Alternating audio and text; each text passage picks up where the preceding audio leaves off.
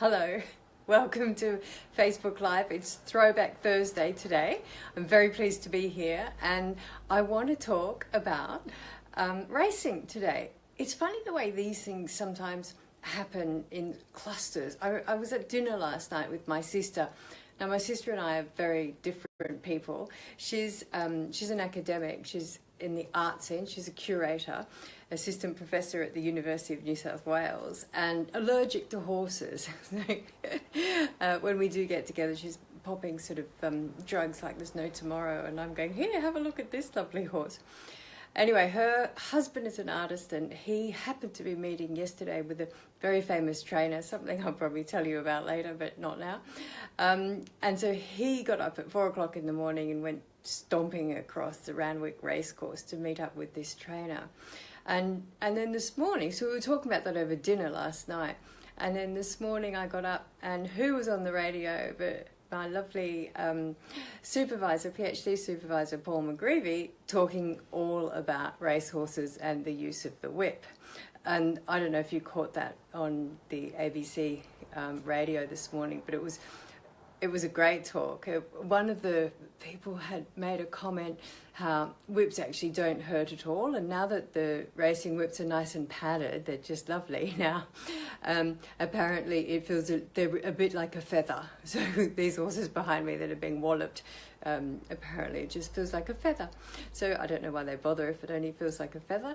But anyway, that's a discussion for another day. So I actually grew up, my father bred a number of racehorses, and he was heavily into racing, and I grew up with this wonderful misconception that all ex-racehorses went off to live happy lives afterwards as eventers, and that was just the way I knew things to be. You know what it's like, we all know what things are like and how things are, and then we grow up and we learn a bit more and find that things are very different. But I was lucky enough, when I went to boarding school at age 10, later on I took one of my father's ex-racehorses with me to school, which was really fabulous. This was a horse that was particularly slow. That does seem to be the reason that a lot of them go by the wayside in racing, too slow. Maybe just hated it, I'm not sure. Anyway, I had a great time with this horse at school, but it didn't really know anything useful, and that was quite interesting. You know, being sort of that age, we're all completely fearless, and we assume, and I think a lot of people still do, that as an ex-racehorse you assume that it's been broken in and it's been trained to do useful things. Fact is, I don't think that's true at all. I think, yes, they've been trained to carry a rider, but they don't actually have any useful training on them that's going to be useful as a pleasure horse. So not only do you have to put that training on the horse, but you also have to untrain a lot of what's there.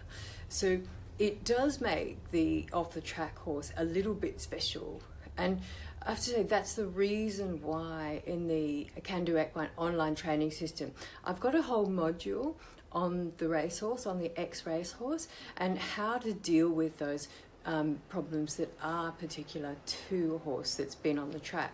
They're also useful for the standard bred horses, but I do focus on the thoroughbreds for this particular module.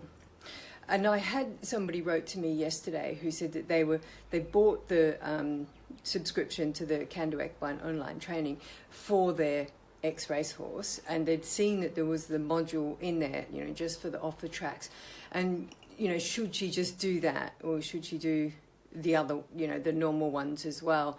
And so my advice there was, the fact is that the off the track module goes into detail and walks you through, with two horses in particular, how to approach each of the lessons. So it goes through all of the foundation training with the off-the-track horse specifically addressed, those specific issues that the off-the-track horse has. So let me just give you a couple of examples that are really obvious to those of you that have ridden off the tracks and have dealt with off-the-track horses. There's a few things that you find out sort of immediately.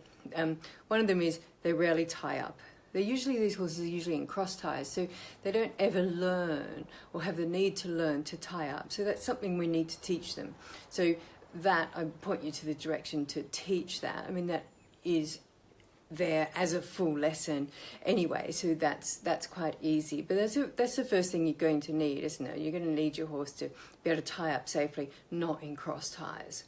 The next thing is, they're often, I think as a general rule, these thoroughbreds are muscled into things. They have very little explained to them, and that means that rather than understanding the training, they're forced into it. So if you're not doing it in the same way, let's take bridling for example.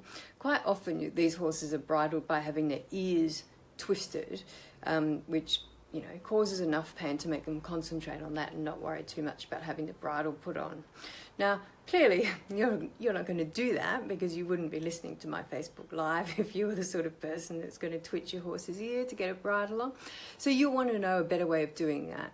So the off-the-track module will show you exactly how, and will explain to you also why your horse might be behaving in the way it is. So the off-the-track thoroughbred that throws its head up a little bit when you're trying to touch its head, you might say, oh, it's really head shy. There's probably a good reason for that, and there's been a pattern set up with that horse.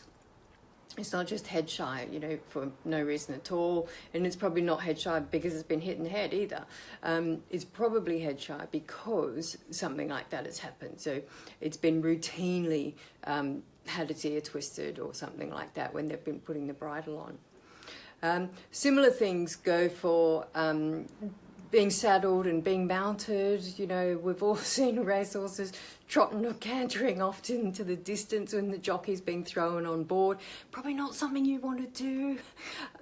So I'd be taking the horse back to the hips of the fence and teach that properly, so it's a really solid lesson for that horse.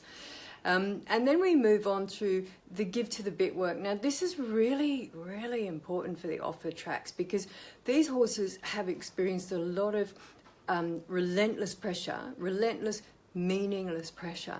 So the pressure on their mouths means go faster, it means stop, it means turn, it means everything. The same cue means everything.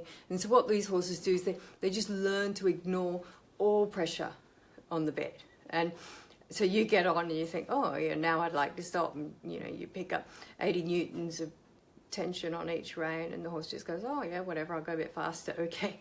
So the give to the bit, you really want the horse to know that. You want the horse to travel in frame and use its back, because, again, the thoroughbreds are used to pulling themselves along with their front end. That's what they do, that's how they race. So we need to turn the horse around a little bit, get it to elevate its shoulders rather than drag itself forward with its shoulders, get its hind quarter underneath it. And so we're going to change the shape, change the way the horse travels with that give to the bit work, which is that very first module. And then from there on, it's all terribly new. Well, the whole thing is really terribly new for the racehorse. The only thing that they really have that is useful for you is that they have been taught to carry a rider, and often that's not brilliantly anyway, but they do have that. So I would just advise you to work through exactly the same way as you would with any other horse, but do watch the videos in the off-the-track module, because they're certainly going to help you. Just go deal with all those little nuances that are particular to our beautiful off-the-tracks. And I love off-the-track horses. I think they have a huge amount of potential, but I do think that we mustn't take them for granted, and we must always remember with them that we're untraining before we're training. Anyway, this is my last Facebook Live from Sydney. Tomorrow I'll be home, so I'll be talking to you from Queensland. I will see you then with Friday Fitness. Bye.